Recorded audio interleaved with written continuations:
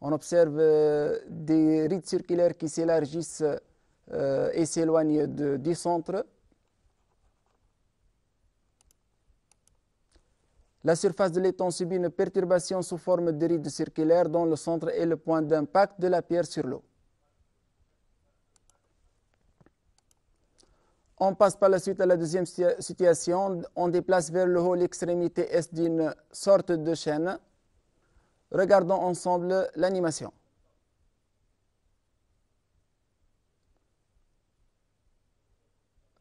Regardons une autre fois. On observe que la déformation progresse le long de la chaîne et ne reste pas localisée au point source.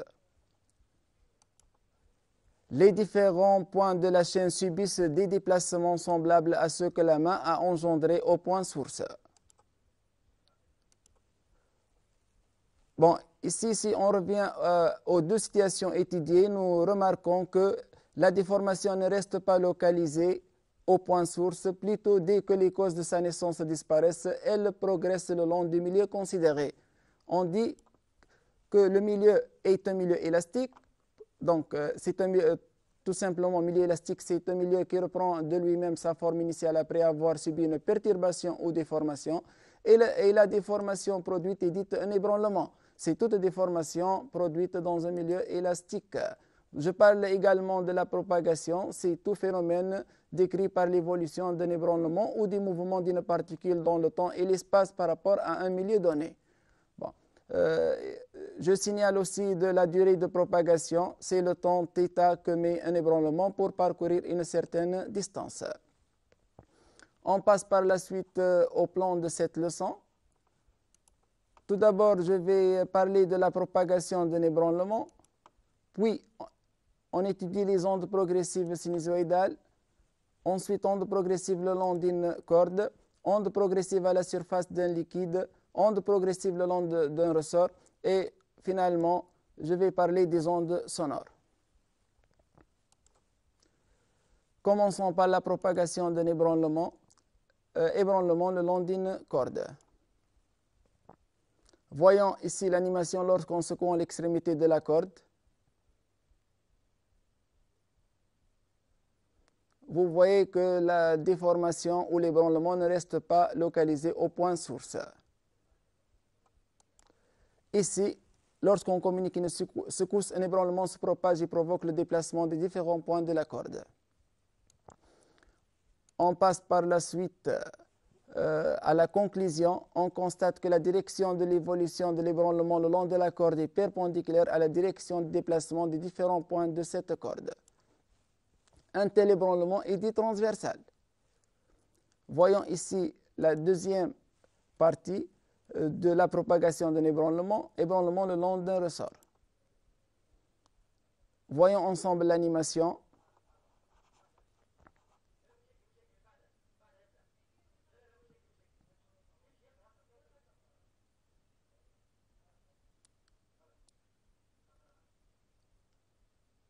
On va comprimer quelques spires.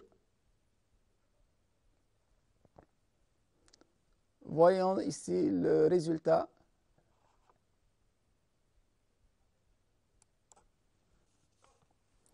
Les spires comprimés vont reprendre leur écartement initial en se détendant et en comprimant les spires voisines. Une zone de compression se propage ainsi le long des ressorts. Bon, si on compare la direction de la propagation à celle de la direction des vibrations des spires, on remarque qu'il s'agit de la même direction. On constate que la direction de l'évolution de l'ébranlement le long du ressort est parallèle à la direction du déplacement des spires de ce ressort. Un tel ébranlement est dit longitudinal. On passe à la conclusion. Bon, on distingue deux types d'ébranlement. Donc, ébranlement transversal, l'exemple de la corde. Les points se déplacent perpendiculairement à la direction de propagation. Et un ébranlement longitudinal, comme l'exemple du ressort, les points se déplacent parallèlement à la direction de propagation. Bon, je vais parler également de la vitesse de propagation ou ce qu'on appelle aussi la célérité. Voyons ici une déformation qui se propage le long d'un milieu élastique. L'ébranlement on imprime à l'instant t' et celle qui existait auparavant au point M à l'instant t. Ici, point M à l'instant t, imprime à l'instant t'. Bon, l'ébranlement s'est propagé de M en M' avec une vitesse de propagation V appelée célérité de l'ébranlement telle que V égale M' sur delta t. Donc, avec M' exprimé en mètres, delta t exprimé en secondes, et par la suite, la vitesse s'exprime en mètres secondes moins 1. La vitesse de propagation ou célérité est une constante qui dépend de la nature du milieu de propagation. Elle dépend de l'inertie du milieu de propagation, la masse linéique dans le cas d'un milieu unidimensionnel, de la masse surfacique dans le cas d'un milieu à 2 dimensions, ou de la masse volumique dans le cas d'un milieu à 3 dimensions. Elle dépend également de la rigidité du milieu de propagation.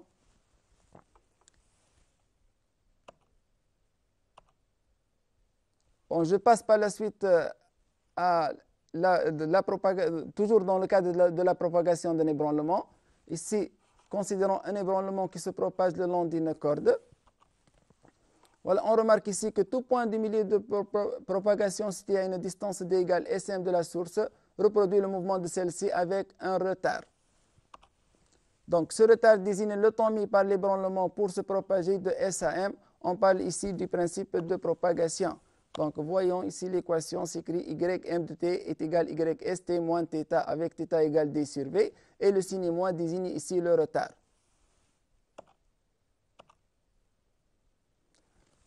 Voilà. Bon, je vais passer ici donc à l'aspect énergétique de la propagation. Voyons ce qui se passe lorsqu'on va perturber le système au point extrême ici.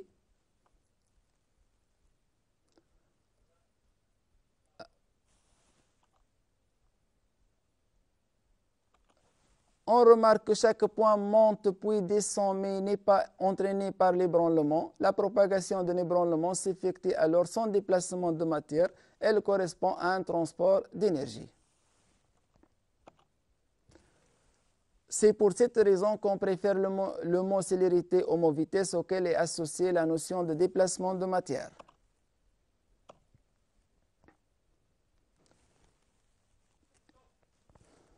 On peut étudier aussi l'influence des frottements sur l'amplitude. Voyons ensemble ici l'animation.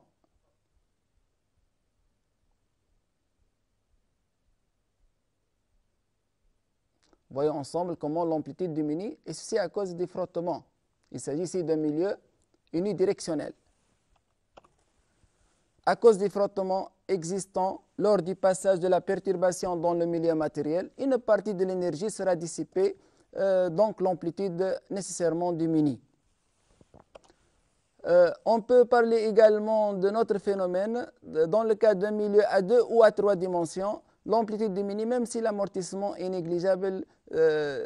L'exemple de la surface de l'eau, l'énergie initialement localisée au point source, elle se répartit de proche en proche entre des ensembles de plus en plus grands de points matériels. L'énergie alors doit diminuer et par la suite l'amplitude diminue. C'est le phénomène de la dilution d'énergie.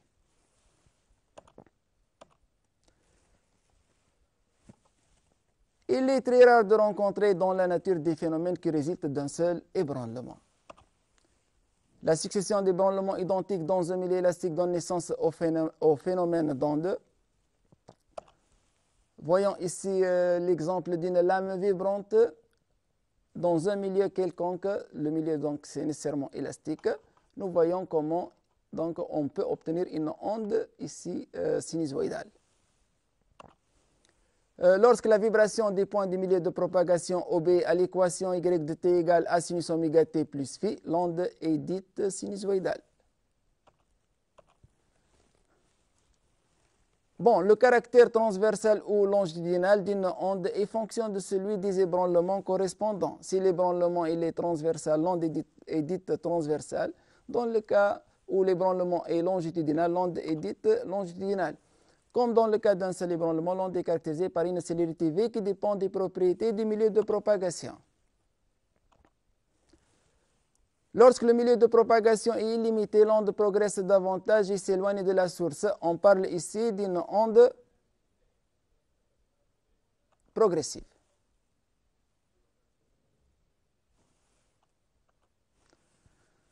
En pratique, pour obtenir une onde progressive, il faut éviter la réflexion. C'est pourquoi on limite le milieu de propagation par une matière absorbante, telle que le coton ou un liquide, afin de pouvoir l'assimiler à un milieu ouvert ou illimité. Bon, voyons ici quelques aspects d'une corde en état de vibration à différents instants.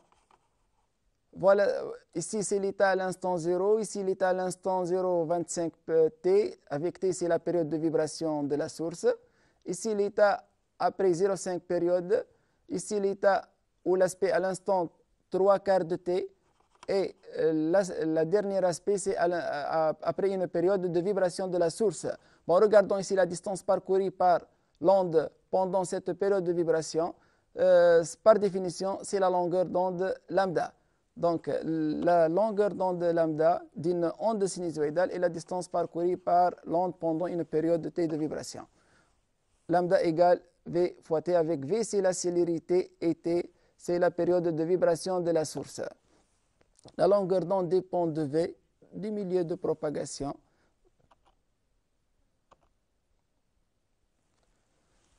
On va passer par la suite à l'onde progressive le long d'une corde.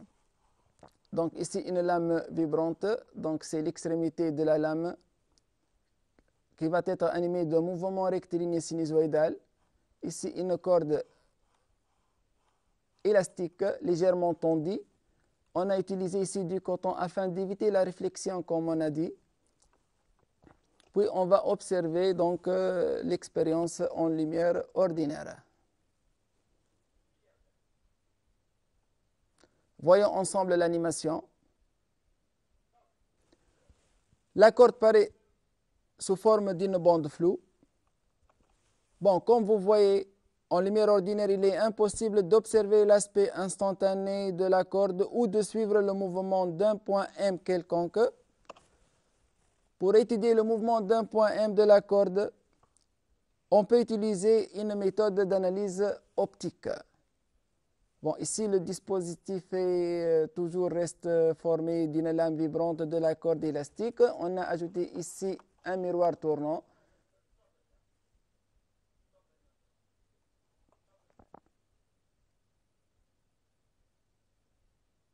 Bon, voyons ensemble ici l'animation.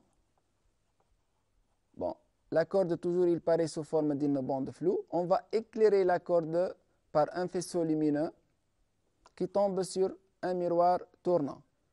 Voyons le résultat. La réflexion de la bande sur un écran donne naissance à une bande éclairée où il est tracé une sinusoïde d'ombre. Chaque point de cette sinusoïde d'ombre traduit que le fait que chaque point de la corde effectue un mouvement rectiligne sinusoïdal. Il est possible aussi d'observer l'aspect de la corde à un instant donné, et ceci par un éclairage stroboscopique. Voyons ensemble ici l'animation, l'observation de la corde lorsqu'il est éclairé par une lumière stroboscopique de fréquence variable. Bon, ici on observe la corde, il dessine toujours une sinusoïde. On observe ici un mouvement ralenti parce que la période des éclairs est proche de K fois T, avec K en T non nul.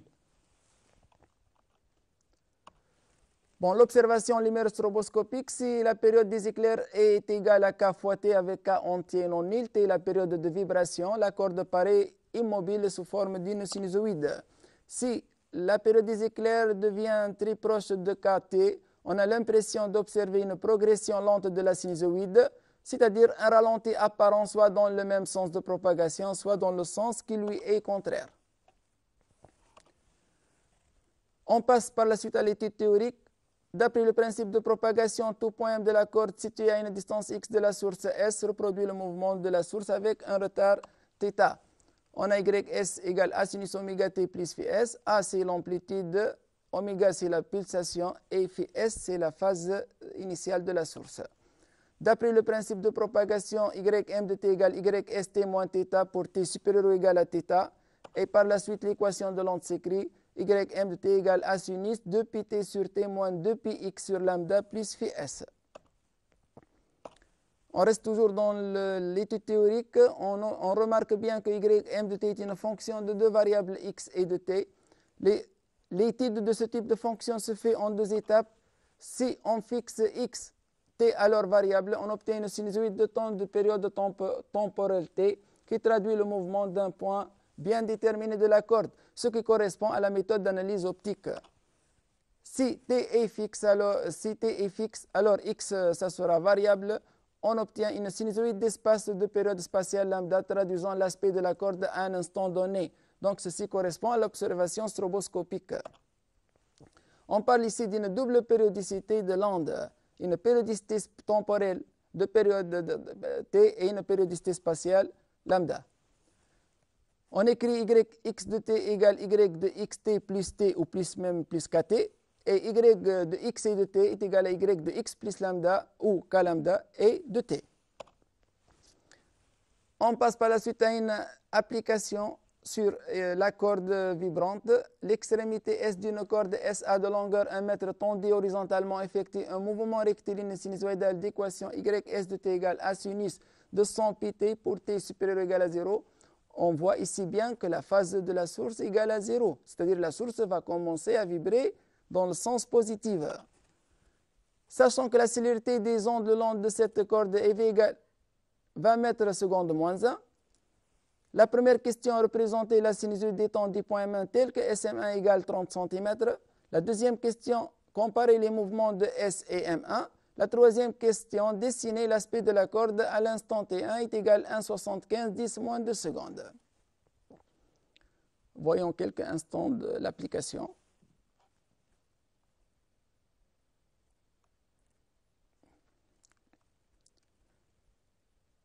Je vais passer tout de suite à la première question. Représenter la sinusoïde des temps du point M1 tel que SM1 égale 30 cm. Le point M1 ne commence à vibrer qu'après un retard θ et ceci d'après le principe de propagation. θ1 c'est la distance SM1 sur V, avec V c'est la célérité de propagation. Ceci donne 1,5 10 moins 2 secondes. Or, t égale 2π sur oméga, oméga c'est la pulsation, est égal à 10 moins 2 secondes. Donc, θ1 égale 1,5 t.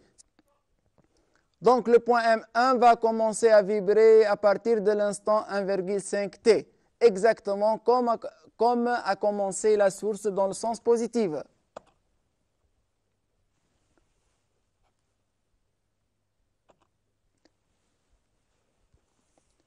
Je passe à la deuxième question. Comparer les mouvements de S et M1. Donc, on a la distance SM1 égale 30 cm. Ceci est égal à 1,5 lambda. Donc, les deux points vibrent en opposition de phase. Donc, je rappelle bien que deux points distants de K lambda avec K entier vibrent en phase. Et deux points distants de 2K plus 1 lambda sur 4 vibrent en quadrature de phase. La troisième question, c'est dessiner l'aspect de la corde à l'instant 1,75 10 moins 2 secondes.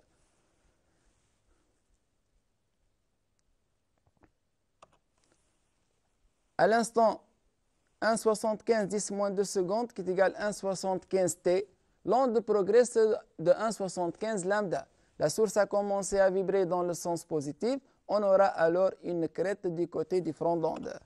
Et on observe l'aspect suivant. Donc ici, comme vous voyez ici, donc une crête donc, au niveau du front d'onde, puisque la source a commencé son mouvement dans le sens positif. On passe par la suite à la quatrième partie, onde progressive à la surface d'un liquide.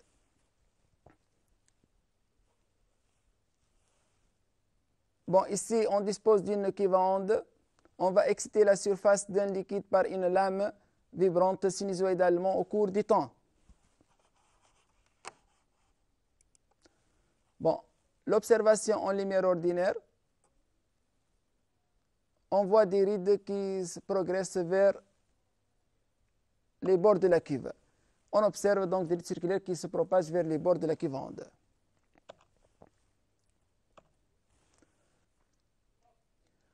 Comme dans le cas de la corde, on va passer à l'observation lumière stroboscopique. Voyons ensemble l'animation. Donc ici, la surface de l'eau est excitée toujours par une lame vibrante. La période des éclairs ici légèrement supérieure à K fois T.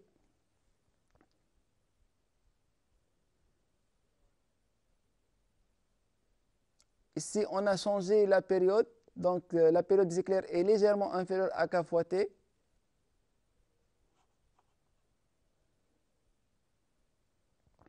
Bon, ici, je vais signaler que si on excite la surface avec une réglette, on obtient des rides rectilignes au lieu de circulaires.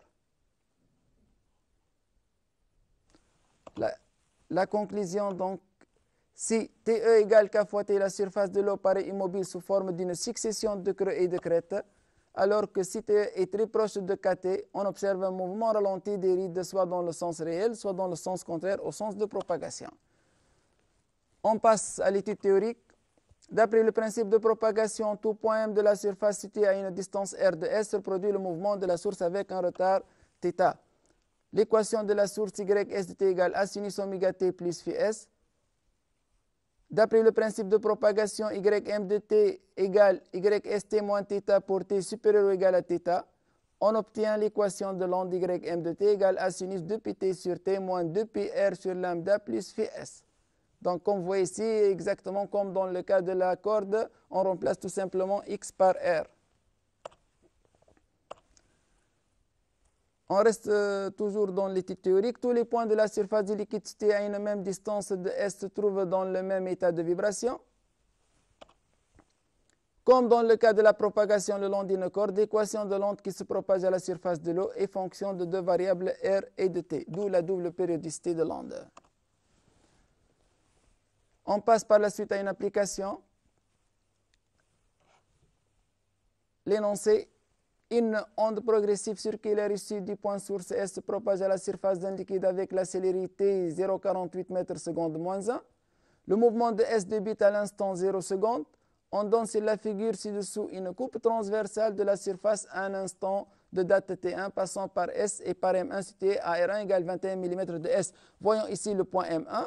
Ici, la position de la source S. Donc, cette distance représente le R1. R1. Donc, si on peut calculer directement R1 en fonction de lambda ici, R1 donc égale 1,75 lambda, comme vous voyez. Je passe aux questions. La première question, déterminer la longueur d'onde de la phase initiale de S et l'instant T1. La deuxième question, trouver l'équation YT1 de R. La troisième question, c'est donner les lieux des points de la surface de l'eau ayant une élongation nulle et se déplaçant dans le sens positif à l'instant T1.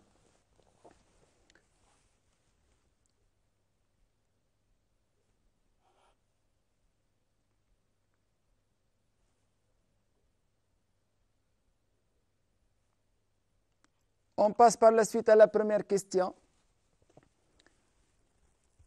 Déterminer la longueur d'onde de la phase initiale de S et l'instant T1.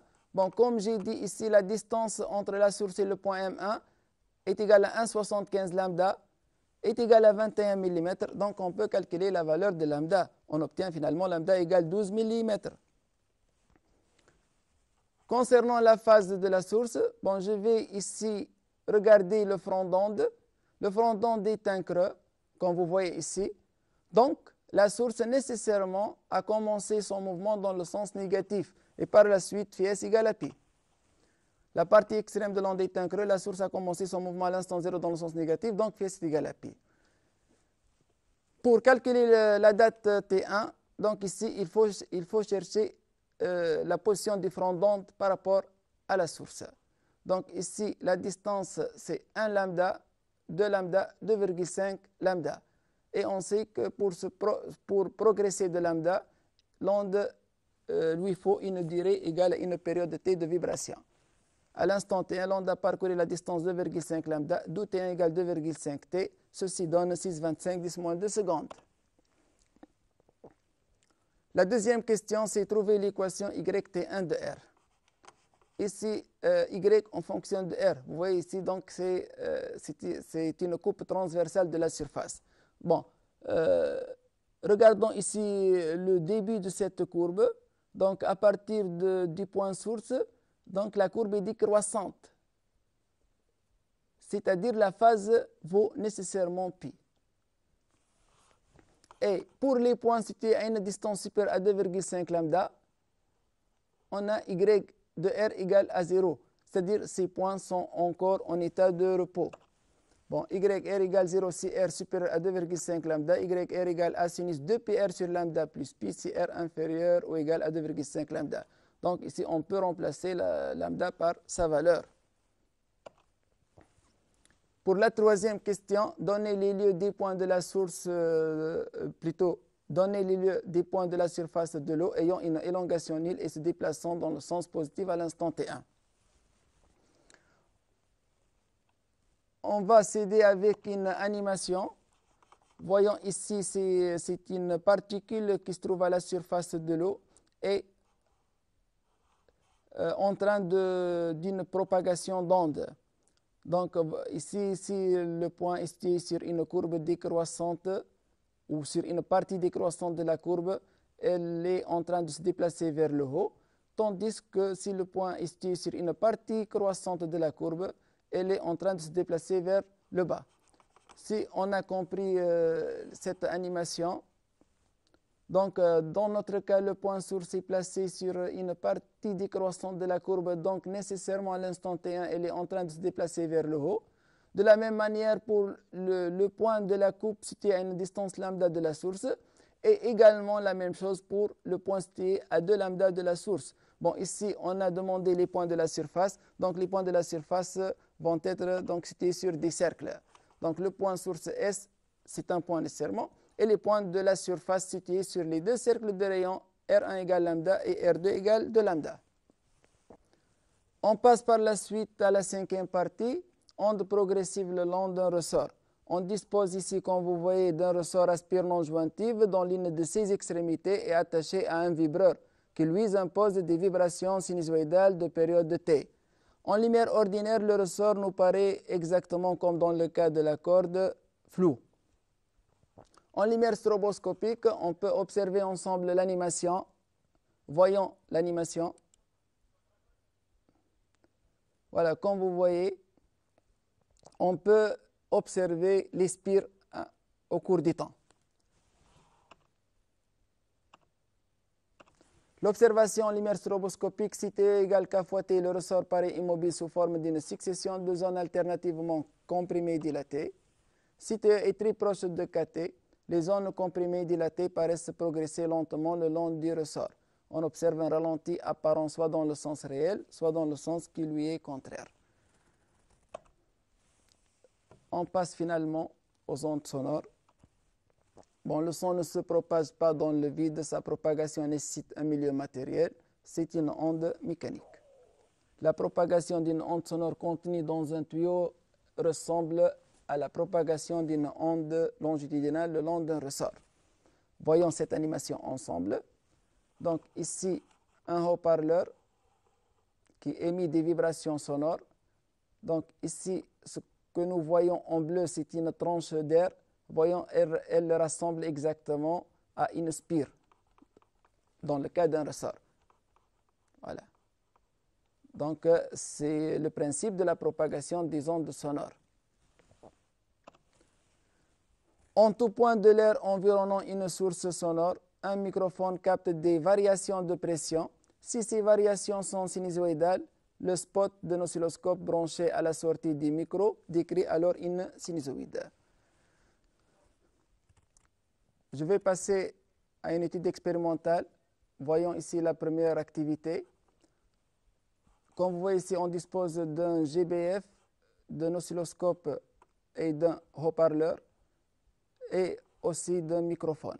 Bon, le GBF alimente le haut-parleur. On relie les bornes du micro et du haut-parleur respectivement aux voies Y1 et Y2 d'un oscilloscope. On observe sur l'écran de l'oscilloscope donc deux sinusoïdes de même fréquence, traduisant les vibrations du son émis par le haut-parleur et captées par le microphone. Voyons ici ce qui se passe si on éloigne le microphone du haut-parleur. Bon, comme nous avons vu, si l'amplitude diminue,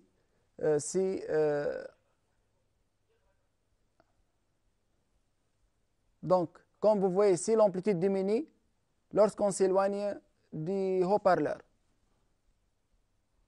Bon, la conclusion, c'est lorsqu'on éloigne le microphone du haut-parleur, le décalage horaire change et l'amplitude de la courbe C1 reliée au microphone diminue.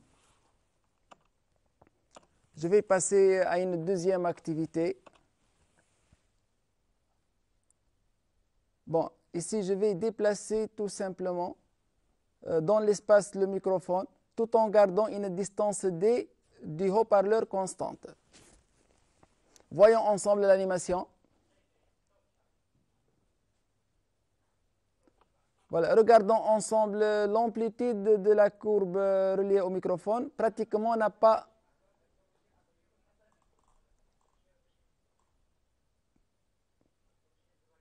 Donc, la courbe reliée au microphone pratiquement n'est pas affectée. L'amplitude a resté constante, tandis et de la même aussi le décalage horaire n'est pas modifié.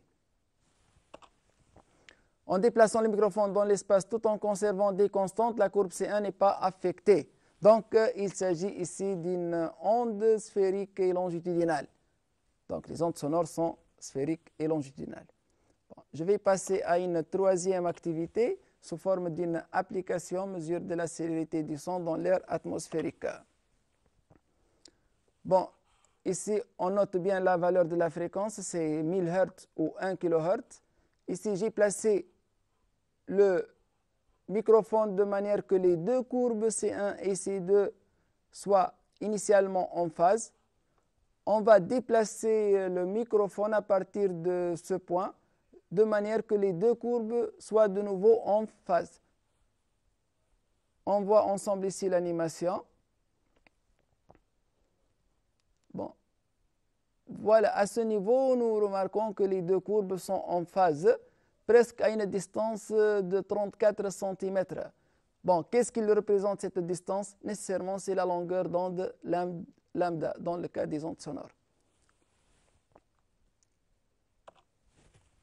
Bon, on a la fréquence n égale 1 kHz et la distance d égale 34 cm. Ceci nous permet de calculer la célérité du son dans l'air atmosphérique. Bon, on a V égale lambda fois n, 0,34 fois 1000 égale 340 mètres seconde moins 1. Bon, finalement, donc, je vous remercie. Bonne chance pour tous nos élèves et merci pour votre attention et bonne chance.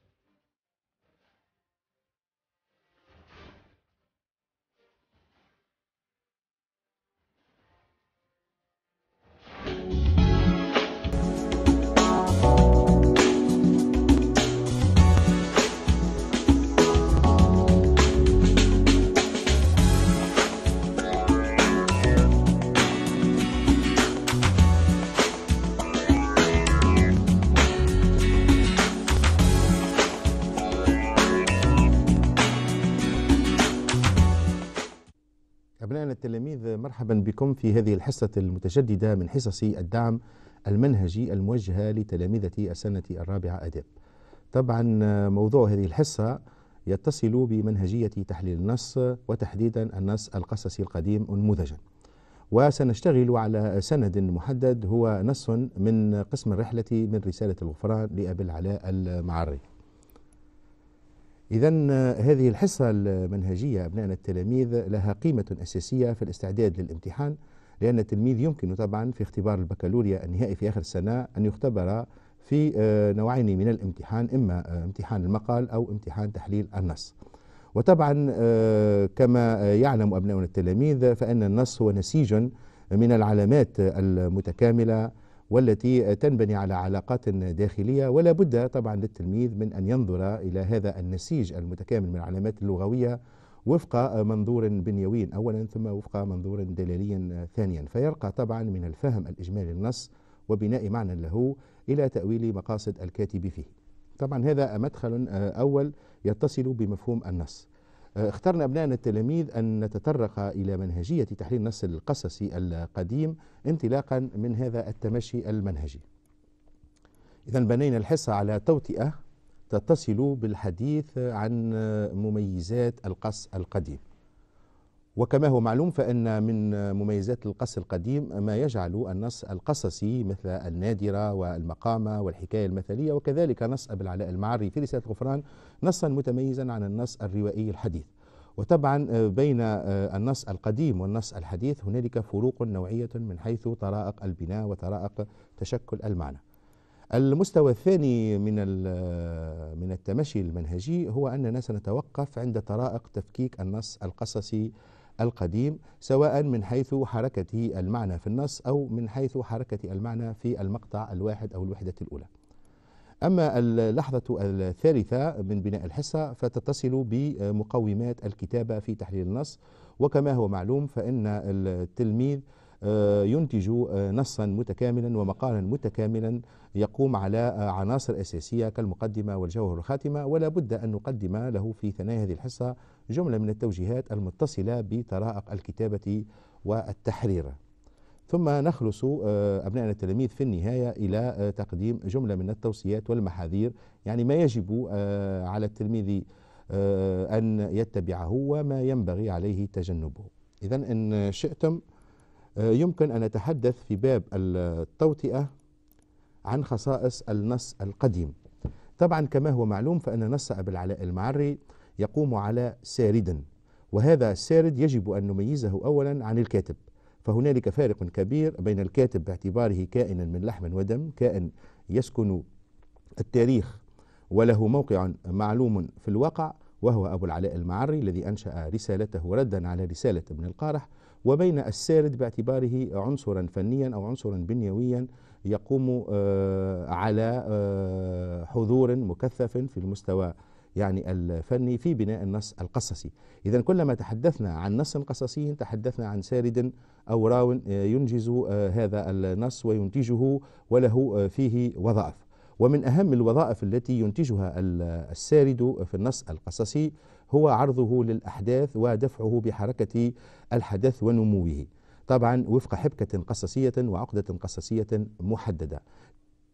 ولا يكتفي في الحقيقة السارد بعرض الحركة في مستوى الحدث، وإنما أيضا يحاول السارد تقديم الشخصية فيرسم هيئة الشخصية باعتماد الوصف، ويعرض أقوال الشخصية باعتماد الحوار، ويعرض الحركة في المكان باعتماد السرد. كذلك يمكن أن نشير إلى وظائف أخرى ينهض بها الراوي في النص القصصي القديم، وهو أنه يسعى إلى تقديم المكان وتقديم الزمان، وكذلك يمكن أن يرتقي الراوي من كل هذا إلى التعليق على الأحداث.